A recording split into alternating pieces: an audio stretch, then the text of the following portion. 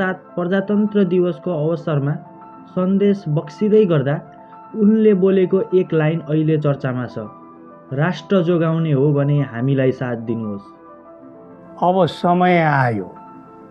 राष्ट्र जोगाउने हो भने, राष्ट्रिय एकता कायम राख्ने हो भने, देशको समृद्धि र उन्नतिका निमित्त हामीलाई साथ दिन सबै देशवासीहरूलाई आह्वान गर्दछौँ। के राजा हुनै नजन्मेका ज्ञानेन्द्र तीन पटक राजगद्दीमा बस्ने चटारोमा छन् त? के देशमा राजतन्त्र पुनर्स्थापनाले राष्ट्र साँच्चीकै जोगिन्छ? गणतन्त्र ठिक छ कि राजतन्त्र? आजको भिडियो यसै विषयमा रहनेछ। भिडियो अन्त्यसम्म हेर्नुहोला। आज